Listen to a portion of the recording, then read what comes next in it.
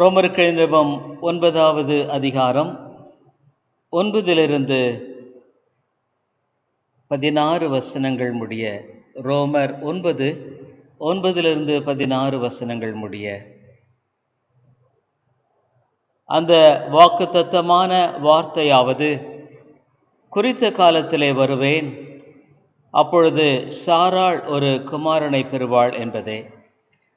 இதுவுமல்லாமல் நம்முடைய பிதாவாகிய ஈசாக் என்னும் ஒருவனாலே ரெபக்காள் கர்ப்பவதியான போது பிள்ளைகள் இன்னும் பிறவாமலும் நல்வினை தீவினை ஒன்றும் செய்யாமலும் இருக்கையில், தேவனுடைய தெரிந்து கொள்ளுதலின்படி இருக்கிற அவருடைய தீர்மானம் கிரியைகளினாலே நிலை நிற்காமல் அழைக்கிறவராலே நிலை நிற்கும்படிக்கு மூத்தவன் இளையவனுக்கு ஊழியம் செய்வான் என்று அவளுடனே சொல்லப்பட்டது. அப்படியே யாக்கோபை சிநேகித்து ஏசாவை வெறுத்தேன் என்றும் எழுதியிருக்கிறது. ஆகையால் நாம் என்ன சொல்லுவோம்? தேவனிடத்தில் அநீதி உண்டென்று சொல்லலாமா? சொல்லக்கூடாதே. அவர் மோசேயை நோக்கி, எவன் மேல் இரக்கமாயிருக்க சித்தமாயிருப்பேனோ அவன் மேல் இரக்கமாயிருப்பேன், எவன் மேல் உருக்கமாயிருக்க சித்தமாயிருப்பேனோ அவன் மேல் உருக்கமாயிருப்பேன் என்றார். ஆகையால் விரும்புகிறவனாலும் அல்ல, ஓடுகிறவனாலும் அல்ல, இறங்குகிற தேவனாலேயாம் என்பது.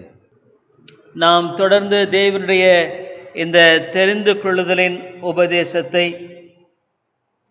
ரோமருக்கு நிருபம் 9வது அதிகாரத்தின் வழியாய் பார்த்து வருகிறோம்.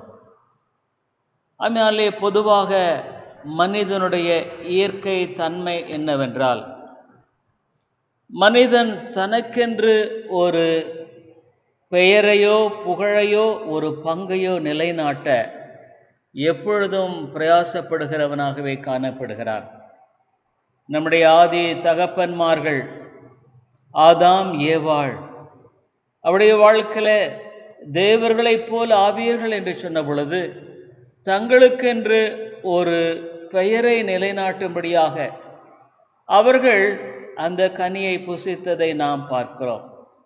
பாவம் என்பது மனிதனுடைய வாழ்க்கையில் எவ்விதமாக வெளிப்படுத்தும் என்ற குறித்து நாம் எண்ணி பார்க்கும் பொழுது, to make a recognition of himself, தன்னைத்தானே அவன் வெளிப்படுத்தக்கூடிய, தான் மற்றவர்களுக்கு முன்பாக ஒரு விசேஷித்த ஒரு நிலையை பெற்றவன் என்பதை விளக்கப்படுத்தும்படியாக அவன் பல விதங்களில் ஒவ்வொரு நாளும் ஒவ்வொரு காரியத்திலுமே செயல்படுகிறவனாக இருக்கிறான் என்பதில் எந்த விதமான சந்தேகமில்லை.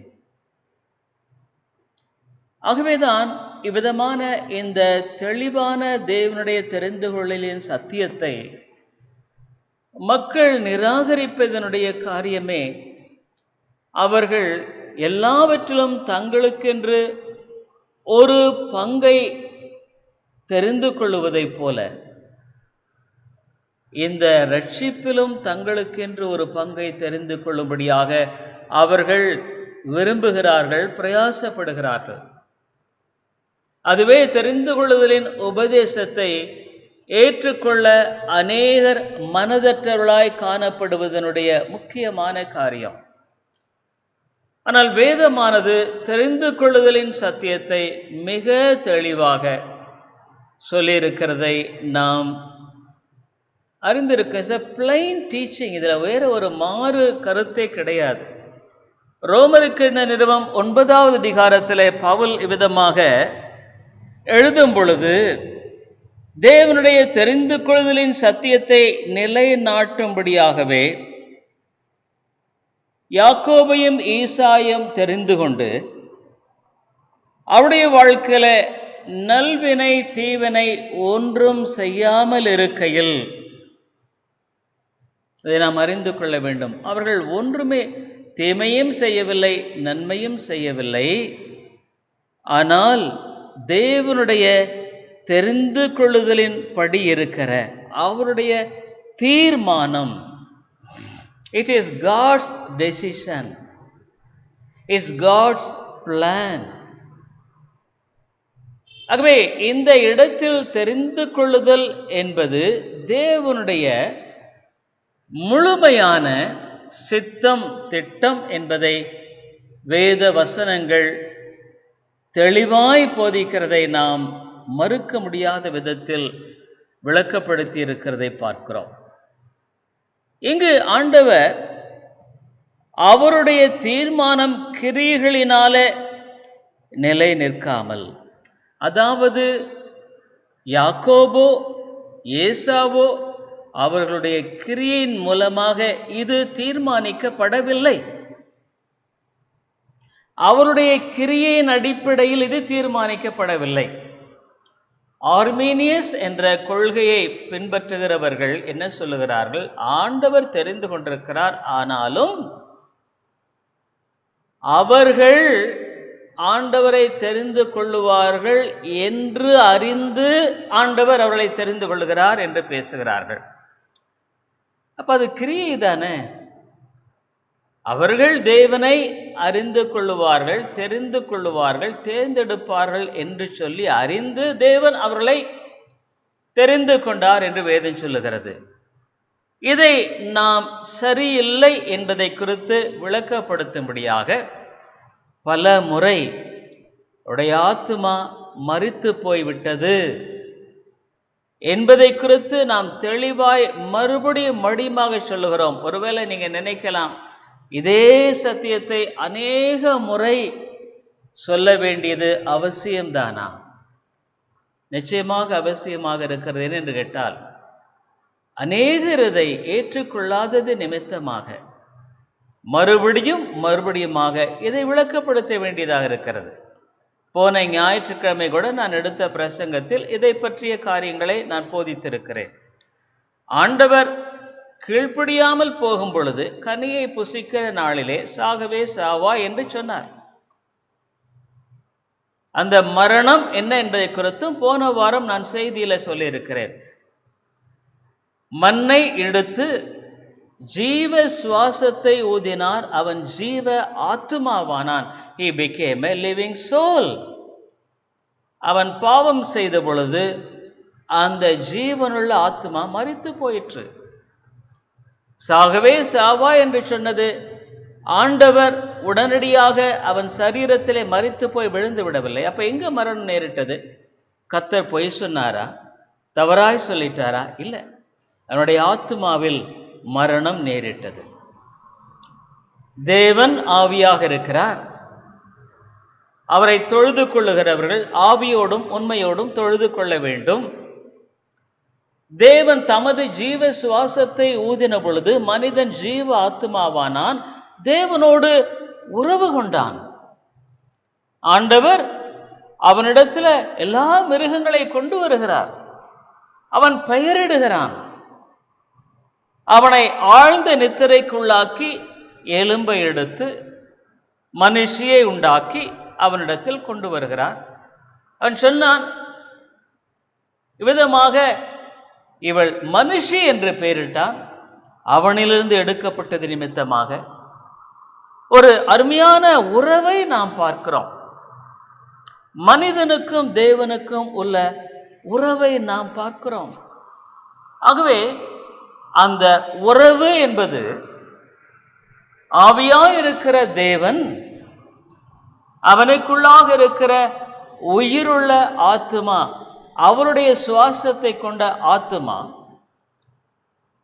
அந்த தேவனோடு தொடர்பு கொள்ளக்கூடிய ஒரு உறவை கொண்டிருந்தது. மிக அருமையான உறவு, இனிமையான உறவு.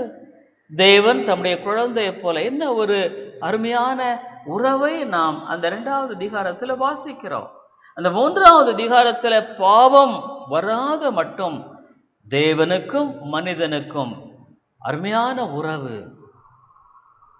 ஆனால் என்றைக்கு பாவம் செய்தானோ அந்த உறவு துண்டிக்கப்பட்டது.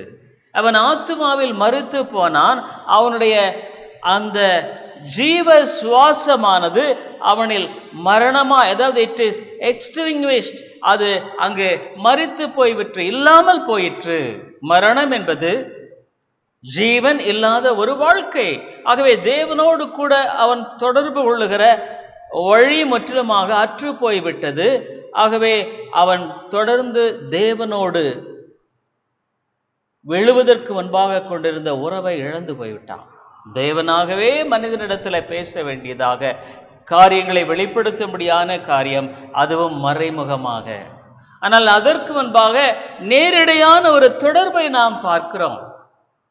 ஆண்டவர் அழகாக அவனிடத்தில் உண்டாக்கின மிருகங்கள் அனைத்தையுமே கொண்டு போகிறார். ஏவாளை சிருஷ்டித்து அவனிடத்தில் கொண்டு போகிறார். அங்கே ஒரு அந்யோன்ய உறவும் ஐக்கியத்தையும் நாம் பார்க்கிறோம்.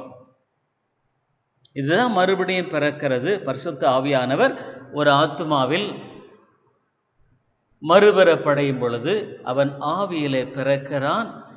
இழந்து போன ஜீவ சுவாசத்தை அவனுடைய வாழ்க்கையில பெற்றுக்கொள்கிறான். மரித்து போன ஆத்துமா உயிர் பெறுகிறது. தொடர்ந்து அவன் வாழுகிற வாழ்க்கையில் உயிர் பெற்ற ஆத்துமாவாக உயிரோடு இருக்கிற ஜீவனுள்ள தேவனோடு கூட தொடர்பு கொள்ளுகிற ஒரு அருமையான வாழ்க்கையை அவன் பெற்றுக்கொள்கிறான். Again, the broken communion is restored.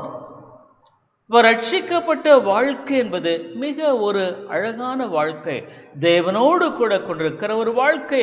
இந்த உலகத்தில் நாம் பாவத்தின் மத்தியிலும் பாவ மனிதர்கள் மத்தியிலும் வாழுகிறது நிமித்தமாக அநேக வேளைகளில் நமக்கு போராட்டம் இருக்கிறது. அநேக வேளைகளில் நாம் பின்தங்குகிறோம்.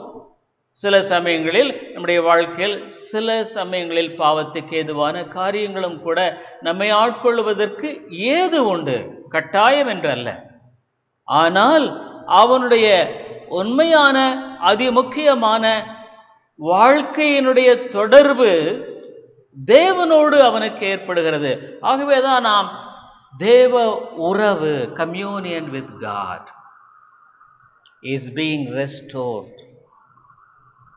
அவனுடைய வாழ்க்கையில இவ்வளவு ஒரு மகத்துவமான காரியம் நடைபெறுவது என்பது மனிதன் தேவனை தெரிந்து கொள்வதனால் அல்ல. மனிதன் தேவனை தெரிந்து கொள்ள முடியாதவனாக இருக்கிறான். அவன் ஏற்கனவே ஆத்துமாவில் மரித்து போனவன். அவனாகவே எவ்விதமாக ஆத்துமாவில் உயிர் பெற்று தேவனோடு தொடர்பு கொள்ள முடியாதே. ஆனால் ஆர்மீனியஸ் கொள்கையை போதிக்கிறவர்கள் அங்கு முழுமையாய் மரித்து போகவில்லை. வேதத்துக்கு அது புறம்பான ஒரு போதனை. அவ்வாறே கிறிஸ்தவம் என்பது ஒரே ஒரு வழிதான் இருக்கிறது, ஒரே ஒரு மார்க்கம் தான். அது இந்த வேதத்தை அடிப்படையாய் கொண்டு காணப்படுகிற போதனையை மையமாக வைத்ததுதான் கிறிஸ்தவம். அதற்கு புறம்பானதாக எவ்வளவு அருமையான போதனையாக இருந்தாலும் சரி, எவ்வளவு அருமையாய் போதிக்கிற போதகரால் போதிக்கப்பட்ட போதனையாக இருந்தாலும் சரி, அதை நாம் ஏற்றுக்கொள்ள முடியாது. நிச்சயமாக அதை நாம் நிராகரிக்க வேண்டியது அவசியமாக இருக்கிறது. அவை நாம் தேவனுடைய வார்த்தைக்கு முழுமையாய் ஏற்றுக்கொண்டு ஒப்புக் கொடுத்து வாழுகிற ஒரு வாழ்க்கை முறையை நாம் தெரிந்து கொள்ள வேண்டுமானால் இந்த வேதம் தான். வேதம் தெளிவா சொல்லுகிறது, நீ சாகவே சாவாய். மரித்து போன ஆத்துமாவின் மூலமாக ஜீவனுள்ள தேவனோடு கூட தொடர்பு கொள்ளுகிற அந்த உறவின் தொடர்பு ஐக்கியம் இல்லாத நிலையில் தேவனாகவே அந்த உறவை ஏற்படுத்துகிறார். எல்லா மனிதர்களிடத்திலும் ஏற்படுத்துகிறாரா? அதுவும் நாம் பார்த்து வருகிறோம். இல்லை. நாம் இந்த பகுதியை யாக்கோபையும் ஏசாவையும் நாம் இங்கே சிந்தித்து வருகிற வேளையில் தேவன் எல்லாரும் பாவம் செய்து தேவ மகிமையற்றவர்களாய் போனார்கள் என்பதை ரோமருக்கு நிருபம் முதலில் நாம் பார்க்கிறோம். அவ எல்லாருமே பாவத்துக்கு ஏதுவானவர்கள், எல்லாருமே நரகத்துக்கு ஏதுவானவர்கள். ஆனால் அவர்களில் ஒரு கூட்ட மக்களை தேவன் தெரிந்து கொள்ளுகிறார். அவருடைய கிருபையை காண்பிக்க, அவருடைய அன்பை காட்ட, அவருடைய மேன்மையை காட்ட அவர் தெரிந்து கொள்ளுகிறார். ஆகவேதான் தம்முடைய கிருபையின் மகிமைக்கு புகழ்ச்சியாக என்று அருமையாய் சொல்லப்படுகிறது. எபேசியருக்கு நிறுவும் பொழுது தம்முடைய கிருபையின் மகிமைக்கு புகழ்ச்சியாக இந்த காரியத்தை தேவன் செய்கிறார். இதை தேவனே செய்கிறார். ஆகவேதான் மிக தெளிவாய் சொல்லப்பட்டிருக்கிற அந்த பகுதியில் பிள்ளைகள் இன்னும் 11 வசனத்தில் பிள்ளைகள் இன்னும் பிறவாமலும் நல்வினை தீவனை ஒன்றும் செய்யாமலும் இருக்கையில் தேவனுடைய தெரிந்து கொள்ளுதலின் படி இருக்கிற இந்த தெரிந்து கொள்ளுதலின் சத்தியத்தை தான் ஆர்மீனியஸ் போதனையை போதிக்கிறவர்கள் சொல்லுகிறார்கள். ஆமாம், தேவன் தெரிந்து கொண்டார். ஆனா யார் அவரை தெரிந்து கொள்வார்கள் என்று அறிந்து தெரிந்து கொண்டார். இது என்ன ஒரு தவறான போதனையா இருக்கிறதே. அதை நம்ம எப்படி ஏற்றுக்கொள்ள முடியும்? அவன் தெரிந்து கொள்வதற்கான வாய்ப்பே இல்லை என்று சொல்லும் பொழுது அந்த இடத்துல ஒரு நுணுக்கமான விதத்தில் தந்திரமான ஒரு போதனையை இதுல நுழைக்கிற ஒரு காரியம் என்பது தவறு இல்லையா? வேதம் தெளிவா சொல்லுகிறது, தேவனுடைய தெரிந்து கொள்ளுதலின் படி இருக்கிற அவருடைய தீர்மானம். இந்த இடத்துல மனுஷனுடைய தீர்மானம் இல்லை. இங்க மனுஷனுடைய தீர்மானத்தை இந்த இடத்துல கொண்டு வரவே இல்லையே. அவருடைய தீர்மானம் என்று சொல்லப்படுகிறதே, அவருடைய திட்டம் என்று சொல்லப்படுகிறதே.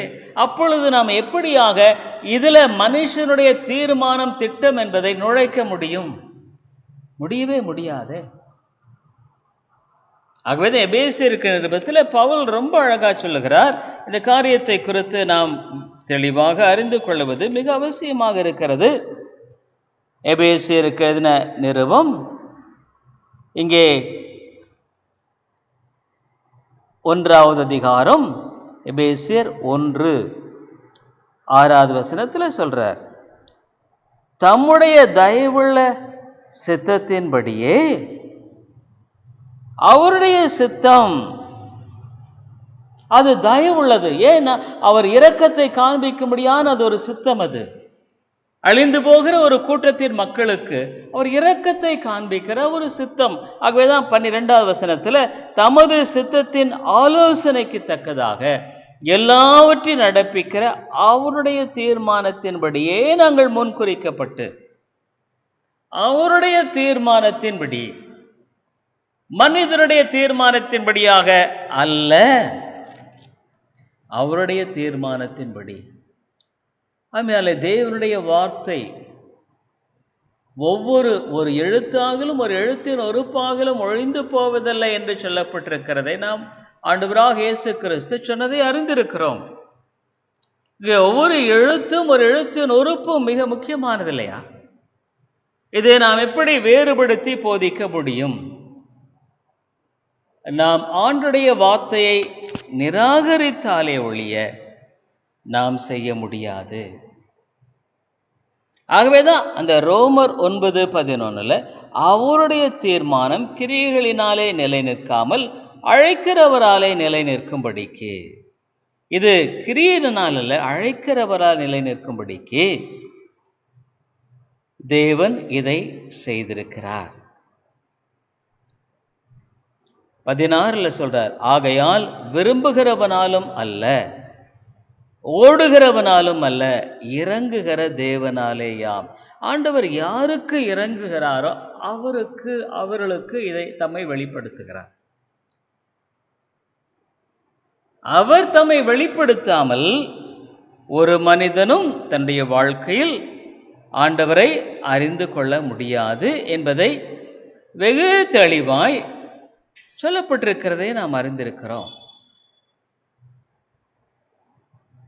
மத்தேயு 11:27 ஆண்டவராகிய இயேசு கிறிஸ்து இவ்விதமாய் சொல்லி இருக்கிறதை நாம் வாசிக்கிறோம். மத்தேயு 11வது அதிகாரம் 27வது வசனத்தில்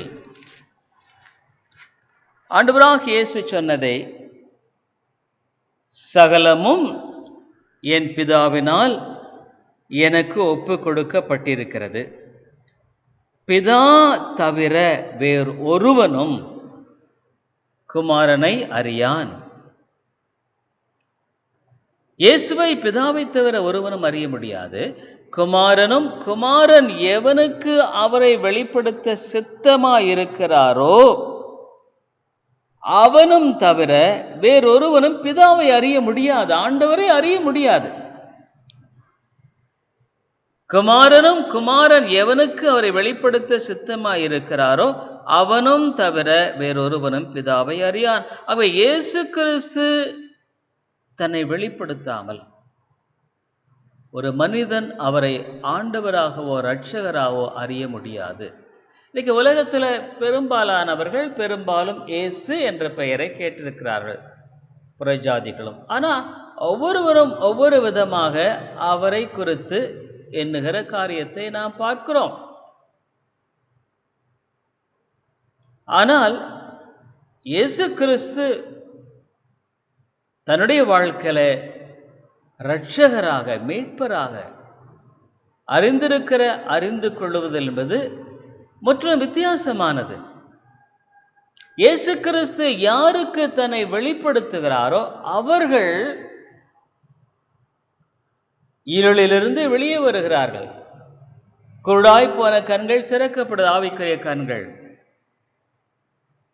அவர்களை அவர் தம் பக்கமாக இழுத்துக் கொள்ளுகிறார். வேதம் மிக தெளிவாக சொல்லுகிறதை நாம் வாசிக்கிறோம். பாருங்க, யோவான் 6:44 என்ன சொல்லப்படுகிறது?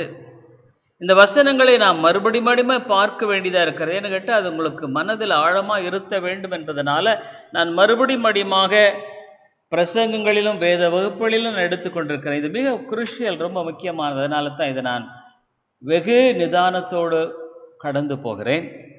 யோவான் 6:44 என்னை அனுப்பின பிதா ஒருவனை இழுத்து கொள்ளாவிட்டால் அவன் என்னிடத்தில் வர மாட்டான் என்று சொல்றார்.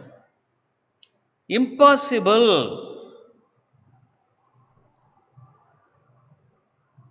வரவே முடியாது, வரவே மாட்டான்றார் ஆண்டவர். பிதாவானவர் ஒருவனை இழுத்து கொள்ளாவிட்டால் அவன் என்னிடத்தில் வர மாட்டான். அப்ப இது யாருடைய தீர்மானம், யாருடைய செயல்? பிதாவினுடைய தீர்மானம், பிதாவினுடைய செயல். நம்முடைய கிரியைகளின்படி அவரை நம்மை ரட்சிக்காமல் நம்முடைய தீர்மானத்தின்படி அவர் ரட்சிக்கிறார்.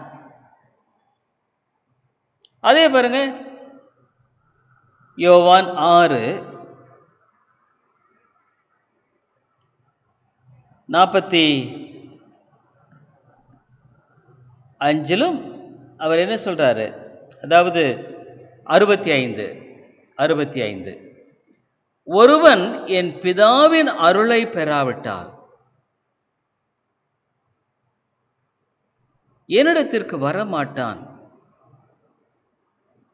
No man can come unto me except it were given unto him by my Father. ஆகவே தேவன் அந்த அருளை கொடுக்காமல் போனால், ஆண்டவர் அந்த தயவையும் கிருபையும் கொடுக்காமல் போனால் ஒரு மனிதன் வரவே முடியாது. அப்ப தேவனுடைய தீர்மானம் இது. தேவனே ஒரு ஆத்துமாவை ரட்சிக்கிறார், இழுத்துக் கொள்ளுகிறார்.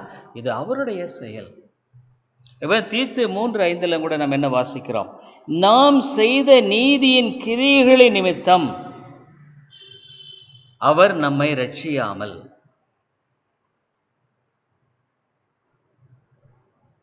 தெளிவா சொல்லுகிறதை பார்க்கிறோம். நாம் செய்த நீதியின் கிரியைகளின் நிமித்தம் அவர் நம்மை ரட்சிப்பது இல்லை. இந்த இடத்துல ரோமருக்கு நிருபத்தில் அதைத்தான் அவர் சொல்றாரு. இவ்விதமாக 15வது வசனத்துல அவர் மோசேயை நோக்கி, எவன் மேல் இரக்கமாயிருக்க சித்தமாயிருப்பேனோ அவன் மேல் இரக்கமாயிருப்பேன், எவன் மேல் உருக்கமாயிருக்க சித்தமாயிருப்பேனோ அவன் மேல் உருக்கமாயிருப்பேன் என்றார். It's all God's pleasure. இதுல மனிதனுடைய செயல் என்பது இல்லை.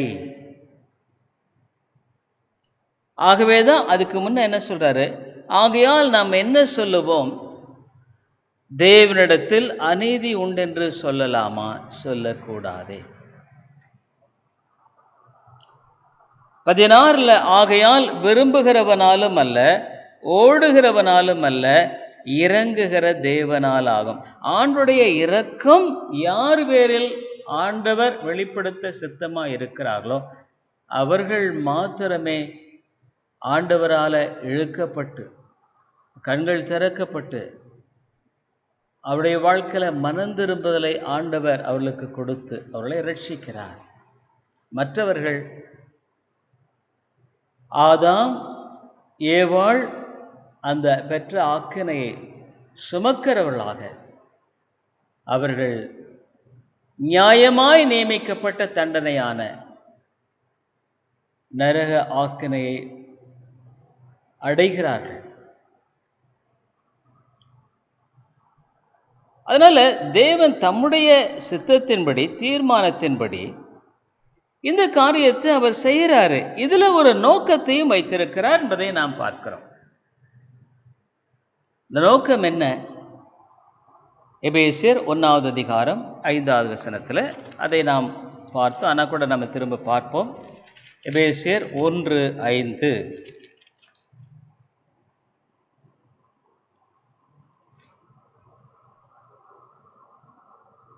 பிரியமானவருக்குள் தாம் நமக்கு தந்தருளின தம்முடைய கிருபையின் மகிமைக்கு புகழ்ச்சியாக. கிருபை என்று சொன்னால் அவருடைய அன்பு. இந்த அன்பு மகிமைகரமானது, இந்த அன்பு மேன்மைக்குரியது. இந்த மகிமைக்கு, இந்த அன்புக்கு, இந்த கிருபைக்கு புகழ்ச்சியாக, bring glory, இந்த காரியத்தை அவர் செய்கிறார். ஒரு பாவியின் பேரில் காட்டுகிற அன்பு என்பது விவரிக்க முடியாத அளவில்லாத அன்பு. வருகிற காலங்களில் நாம் அதை பார்க்கும்படியாக தொடர்ந்து நாம் பார்க்க இருக்கிறோம். ஒரு பாவியை ஆண்டவர் நேசிக்கிறார் என்று சொன்னால் தகுதியே அவனுக்கு இல்லை. அவன் அழிக்கப்பட வேண்டியவன், பலவீனன், சத்துரு. அவனை போய் இவ்வளவாய் நேசித்து இவ்வளவாய் அன்பு கூர்ந்தார். தம்மையே பலியாய் ஒப்புக் கொடுக்கக்கூடிய அளவுக்கு குமாரனால் நேசிக்கப்பட்டார். நம்முடைய ஒரே பேரானமை குமாரனை கொடுக்கும்படியாக பிதாவினால் நேசிக்கப்படுகிறான். பரிசுத்த ஆவியானவர் இந்த ஒரு பாவியான மனுஷனில் கிரியை செய்து அவனை மறுரூபமாக்குகிறார்.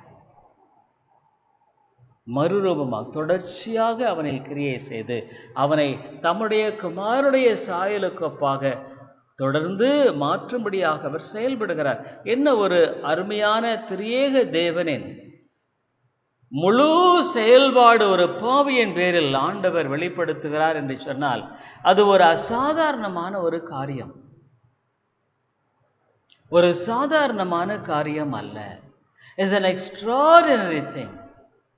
பரலோகத்தில் போகும் பொழுது மாத்திரமே ஒரு பாவியை தன்னுடைய வாழ்க்கையில் அதனுடைய முழுமையை விளங்கி கொள்ள முடியும். ஆனால் இந்த உலகத்திலேயே அதனுடைய மேன்மையும் மகிமையும் ருசி பார்க்கக்கூடிய ஒரு காரியம் உண்டா என்று சொன்னால் உண்டு.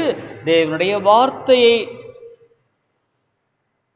நாம் தேவனுடைய வார்த்தையின் மூலம் அறிந்து கொள்கிறோம். செபிக் ட்ரெஷர், ஒரு பெரிய பொக்கிஷமா இது காணப்படுகிறது.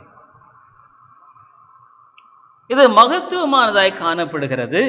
ஆகவே கிருபையின் மகிழ்ச்சிக்கு புகழ்ச்சியாக இந்த காரியத்தை அவர் செய்கிறாரு.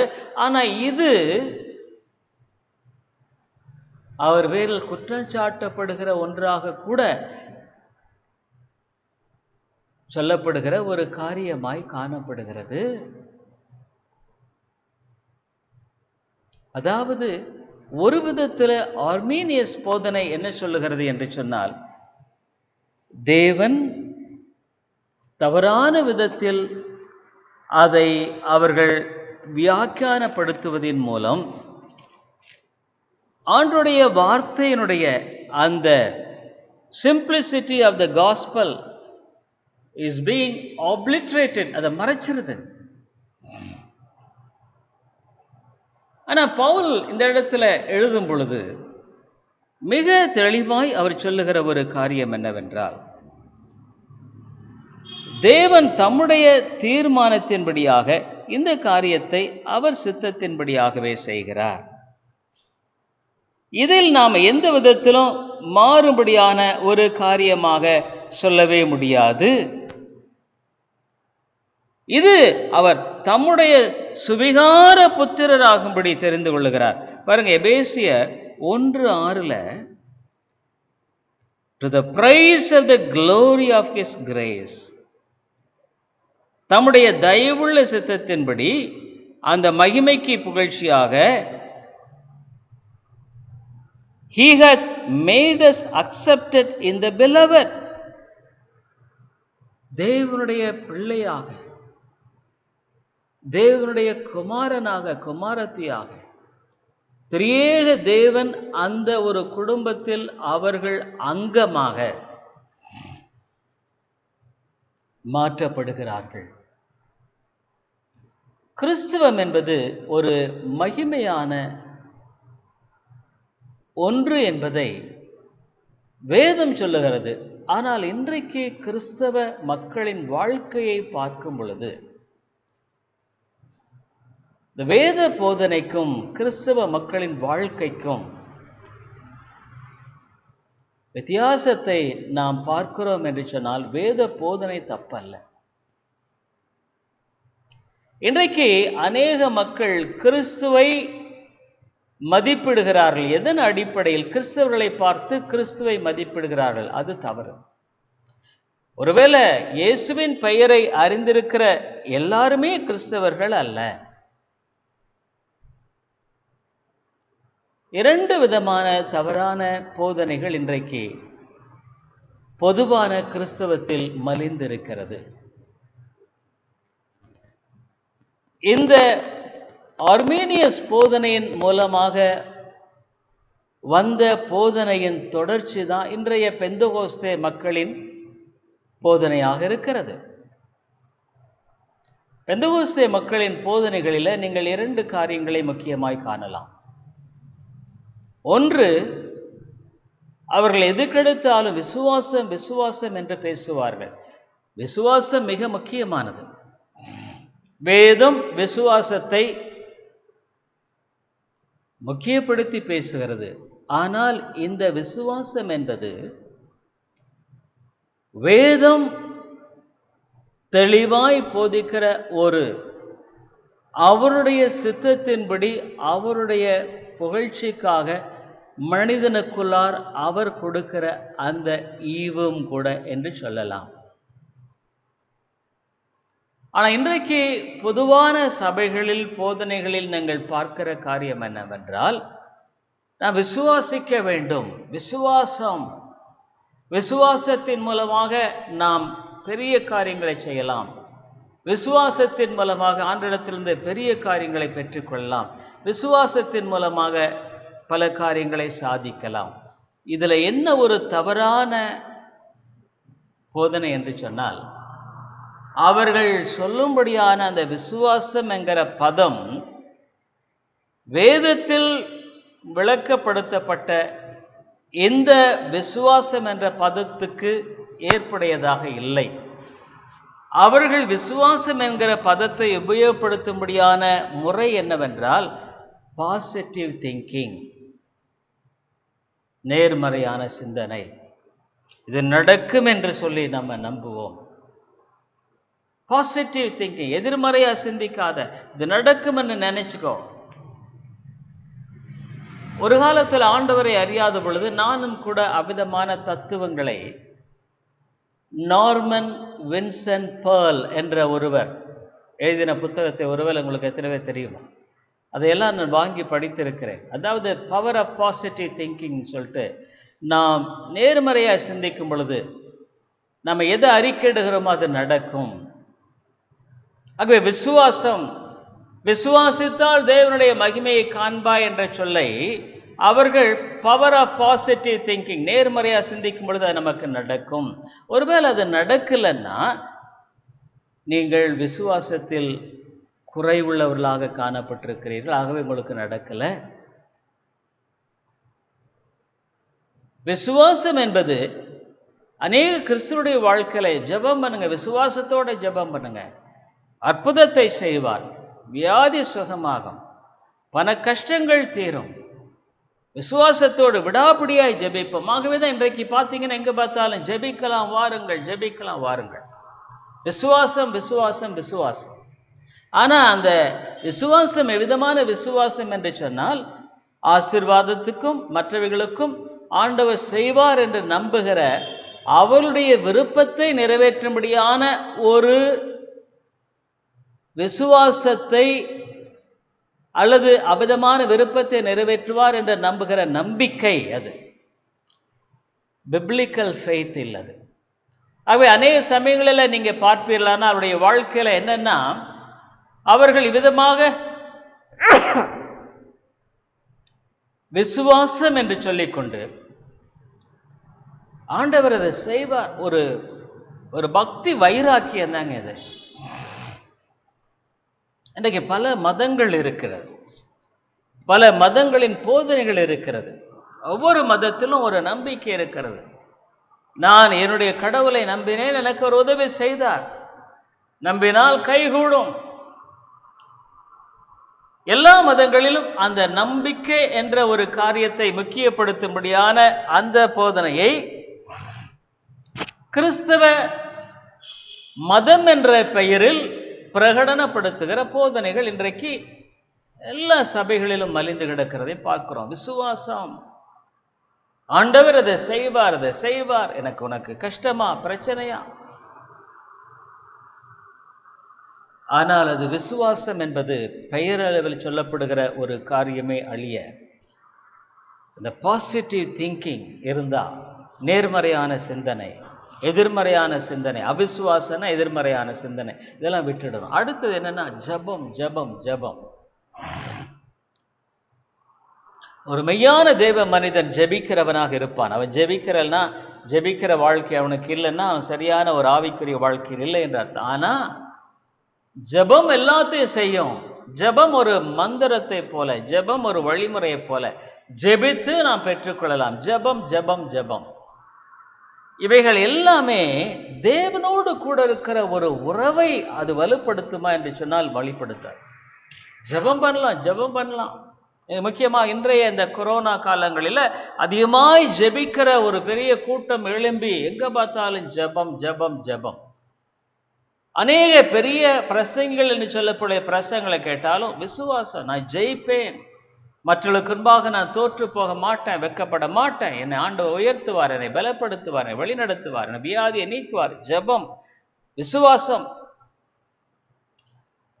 ஆனால் வேதம் போதிக்கிற சத்தியம் அதுவல்ல. இது வேதத்துக்கு புறம்பான ஒரு மத ரீதியான ஒரு போதனை அழிய, வேதத்தின் அடிப்படையில் போதிக்கிற போதனை அல்ல. இது எப்படி எல்லாம் வந்ததுன்னா, இது எல்லாமே இந்த வேதம் போதிக்கிற தேவனுடைய தெரிந்து கொள்ளுதலின் படி இருக்கிற அந்த சத்தியத்தை விட்டு மனிதன் தேவனை தெரிந்து கொள்ளும்படியான போதனையினால் உருவாக்கப்பட்ட காரியங்கள் தான் இவைகள் எல்லாமே. மனிதன் தேவனை தெரிந்து கொள்ளுகிறான். அதனால இது கிறிஸ்தவ மதமே இல்லை. சொல்லப்போனா அநேக பிரசங்கிகள், பிரபலமான பிரசங்கிகள் சொல்லப்படுகிறவருடைய பிரசங்கள்லாம் கேட்டா வேதத்துக்கு அவர்கள் முக்கியம் வேத வசனங்களைத்தான் எடுத்து பிரயோகிப்பாங்க.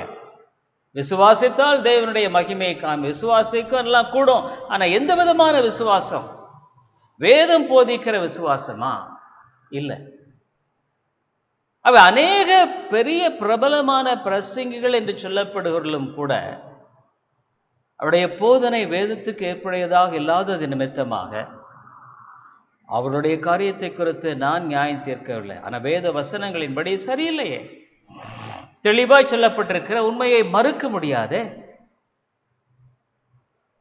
அது வேதத்தின் போதனை அல்ல. அவை ஜெபிக்கிறவர் எல்லாரும் கிறிஸ்தவ வேதப்படியாக செய்கிறவர்கள் அல்ல. விசுவாசன பேசுகிறவர்கள் எல்லாரும் இந்த வேதத்தின்படியாக போதிக்கிறவர்கள் அல்ல. வேதம் ஒரே ஒரு வழிதான் சொல்லுது, இப்படியும் இருக்கலாம் அப்படியும் இருக்கலாம்னு எங்கேயுமே சொல்லலையே. இந்த ஒரு காரியத்தை மக்கள் தவறா எடுத்து பிரசங்கிக்கிற பிரசங்கம்.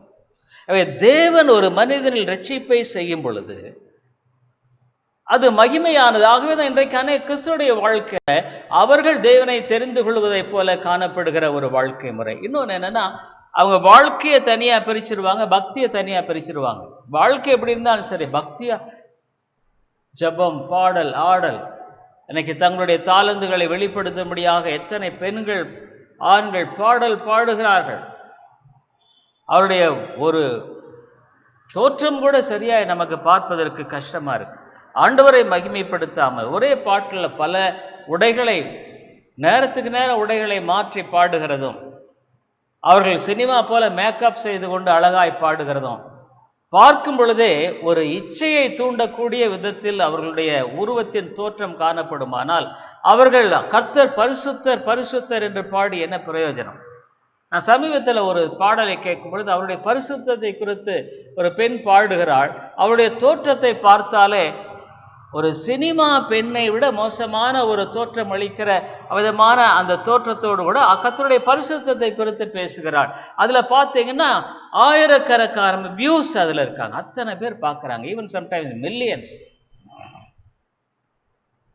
என்ன ஒரு அருவருப்பான கீழான நிலைக்கு கிறிஸ்தவம் வந்ததனுடைய காரணம் என்னவென்றால், வேதம் போதிக்கிற தேவன் ஒரு மனிதனை தெரிந்து கொண்டு அவனை ரட்சிக்கும் பொழுது அவனை மறுரூபமாக்குகிறார், குமாரனுடைய சாயலுக்கு ஒப்பாய் மாற்றுகிறார், அவருடைய குணத்தை மாற்றுகிறார், அவருடைய தன்மையை மாற்றுகிறார். அவருடைய வாழ்க்கையில முற்றிலுமான ஒரு உண்மையான மாற்றத்தினூடாக அவன் கடந்து போகாமல் இருப்பானால் அவன் மெய்யான ஒரு ரட்சிக்கப்பட்ட மனிதன் என்று சொல்ல முடியாது. இன்னொரு சில மக்கள் இருக்கிறார்கள், அவர்கள் சத்தியத்தை அறிந்திருக்கிறேன் என்று சொல்லுவார்கள், நடைமுறை வாழ்க்கையில இருக்காது, அதுவும் ஆபத்து. அந்த மாதிரி ஒரு கூட்டமும் இருக்கத்தான் செய்கிறது. கனிகளினால் அறியப்படுவீர்கள். இந்த இடத்துல கேட்கும்படியான கேள்வி என்னன்னா, தேவன் அநீதி உள்ளவரா? இல்ல, வேதம் தெளிவா சொல்லுகிற ஒரு காரியம், தேவன் அநீதி உள்ளவர் அல்ல, அவர் தம்முடைய சித்தத்தின்படி சகலத்தையும் செய்கிறவர். அப்போஸ்தலர் நடபடிகள் 13:48 விதமாய் வாசிக்கிறோம். அப்போஸ்தலர் நடபடிகள் 13வது அதிகாரம் 48வது வசனத்துல தேவனுடைய வார்த்தை விதமாய் சொல்லுகிறதை நாம் வாசிக்கிறோம்.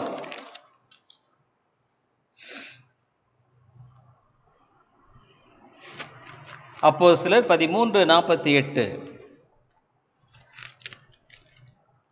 பிரஜாதியார் அதை கேட்டு சந்தோஷப்பட்டு கர்த்தருடைய வசனத்தை மகிமைப்படுத்தினார்கள். நித்திய ஜீவனுக்கு நியமிக்கப்பட்டவர்கள் எவர்களோ அவர்கள் விசுவாசித்தார்கள். நித்திய ஜீவனுக்கு நியமிக்கப்பட்டவர்கள் எவர்களோ அவர்கள் விசுவாசித்தார்கள். அப்ப நித்திய ஜீவனுக்கு நியமிக்கப்படுகிற ஒரு காரியத்தை பார்க்கிறோம். அதை நியமித்தவர் யார்? மனிதனா? இல்ல தேவன் அவர். அப்ப நியமிக்கப்படாதவர்கள் விசுவாசிக்கவில்லை. இங்கே ஒரு பெரிய கூட்டத்தை நாம் பார்க்கிறோம். எவ்விதமான மக்கள் மத்தியிலே ஒரு கூட்ட மக்கள் மத்தியில பேசுகிறார்கள், சத்தியத்தை விசுவாசிக்கும்படியான ஒரு சத்தியத்தை போதிக்கிறார்கள். அப்ப நித்திய ஜீவனுக்கு நியமிக்கப்பட்டவர்கள் விசுவாசித்தார், மற்றவர்கள் விசுவாசிக்கவில்லை.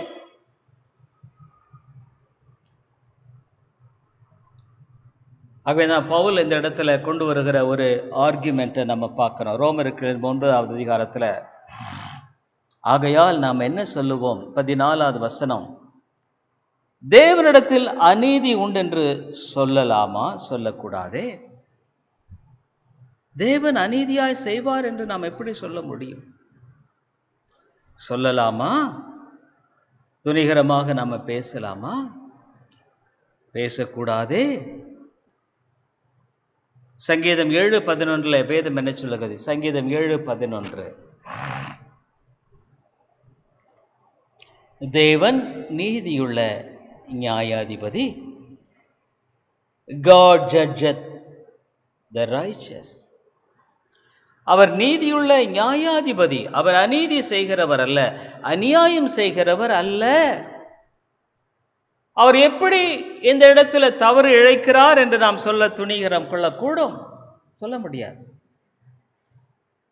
தேவனிடத்தில் அநீதி உண்டென்று சொல்லலாமா? சொல்லக்கூடாதே. எப்படி நாம் அதை சொல்லக்கூடும்? சொல்ல முடியாது. அவர் நீதியுள்ள நியாயாதிபதி. 2 தீமோத்தேயு 4:8 அதான் சொல்லுகிறது. வேதம் என்ன சொல்லுகிறது?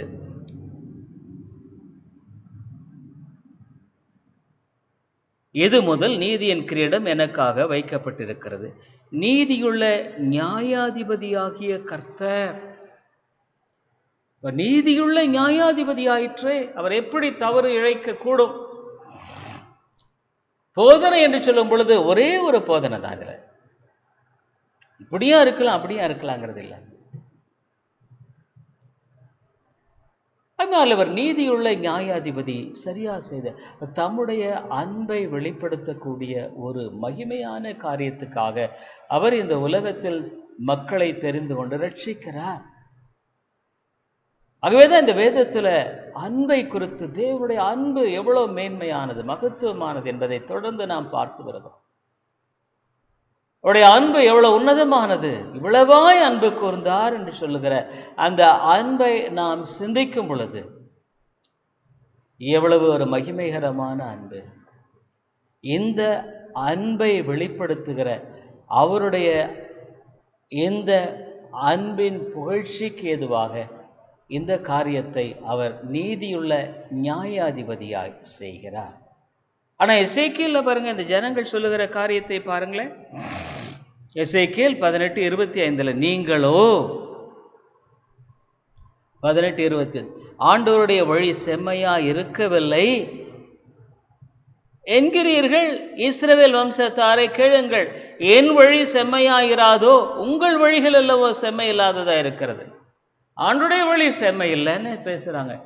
அதனால இன்றைக்கு மனிதர்கள் கடைசி காலத்துல வேதம் சொல்லுகிறது, கர்த்தரை உடைய நாமத்தை தூஷிப்பார்கள் என்று வேதம் சொல்லுகிறது. பல பாடுகள், உபத்திரவங்கள், பல விதங்களில துன்பங்கள், துயரங்கள், வாதைகள், பசை, பட்டினி வரும். அப்போ ஆண்டவரை மகிமைப்படுத்தாமல் அவரை தூஷிப்பார்கள் என்று வேதம் சொல்லுகிறது. இருதய கடினத்தின் நிமித்தமாக நீங்களோ ஆண்டவருடைய வழி செம்மையா இருக்கவில்லை என்கிறீர்கள். இப்ப நிறைய பேர் கடவுளை கண்ணில்லையான்னு சொல்றதெல்லாம் அவர்களுடைய இருதயத்தினுடைய அந்த இருளடைந்த நிலையின் நிமித்தமாக பேசுகிற வார்த்தை தான். கடவுள் என்பவர் யார், அவர் எவ்வளவு பரிசுத்தமானவர், எவ்வளவு நீதி உள்ளவர் என்பதை குறித்து அறியாமல் அலட்சியமாக இன்றைக்கு மனிதர்கள் என்ன சொல்ல, கடவுளை கண்ணில்லையா? எப்படி அவிதமாக சொல்லுகிற என்றா, இருளடைந்து போன ஒரு ஆத்துமா அவிதமாகவே பேசக்கூடும். இஸ்ரவேல் வம்சத்தாரை கேளுங்கள், என் வழி செம்மையாயிராதோ? உங்கள் வழிகள் அல்லவோ செம்மை இல்லாததா இருக்கிறது. நம்முடைய வழி செம்மையாக இல்லை என்று சொல்லும் பொழுது நாம் அதை உணராமல் தேவனுடைய வழி செம்மையா இல்லை என்று சொல்லக்கூடிய அளவுக்கு நம்முடைய இருதயம் கடினப்பட்டு போய்விடக்கூடியதாக இருக்கிறது. அதனாலே மனிதனுடைய இருதயம் என்பது எல்லாவற்றை பார்க்கலும் திருக்கும் மகா கேடுள்ளதும் என்பதில் பொய் அல்ல. அவன் தேவனுக்கு சத்துருவாக இருக்கிறான், எதிராளியாக இருக்கிறான் என்பது உண்மை. தேவனோடு எதிர்த்து நிற்கிறவனாய் காணப்படுகிறான். அவை வேதம் சொல்லுது, சிருஷ்டிகரை தொழுது சேவியாமல் சிருஷ்டியை தொழுது கொள்ளுகிறான். வேதத்தில் துணிகரமாய் மனிதனுடைய வாழ்க்கையில் தங்களுடைய பாவங்கள் நிமித்தமாக ரோமருக்கு நிருபத்தில் அந்த பாவத்தின் பட்டியலை பார்க்கும் பொழுது துணிகரமாக மனிதன் தன்னுடைய வாழ்க்கையில தேவனை நிராகரித்து செயல்படுகிறவனாய் காணப்படுகிறான். ஒருவேளை நரகத்தில் தேவனை தூஷிக்கிற அந்த தூஷணத்தின் குரல் ஒருவேளை எழும்பலாம், தெரியல. தேவன் அதை அடக்கி போடுவாரோ நமக்கு தெரியாது. ஆனா கூட மனிதன் தன்னுடைய வாழ்க்கையில் தன்னுடைய இருதய கடினத்தை மெத்தமாக தேவனுடைய நாமத்தை தூஷிக்கிறவனாக, தன்னை தாழ்த்தாதபடிக்கு தன்னுடைய பெருமையான இருதயத்தினுடைய பிரதிபலிப்பாக அவன்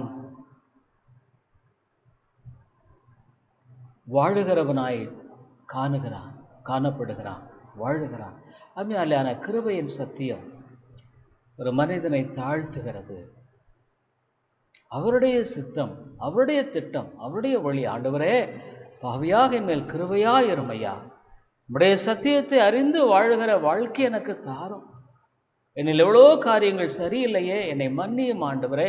உம்முடைய நாமத்தின் மகிமைக்கு புகழ்ச்சி இல்லாமல் நான் வாழ்ந்து கொண்டிருக்கிறேனே. என்னுடைய வார்த்தையின் வாழ்க்கை முறையும் வார்த்தைகளும் என்னுடைய செயல்களும் உம்முடைய நாமத்துக்கு மகிமையாக இல்லையே. உமக்கும் எனக்கும் உள்ள உறவில் நான் சரியாக இல்லையே. மெய்யான தாழ்த்துதல். அவை இந்த வேதம் போதிக்கிற சத்தியம் மனிதனுடைய மேட்டுமையை முற்றுமாக நிர்மூலமாக்கி அவரை தாழ்மையுள்ளவனாக்குகிறது.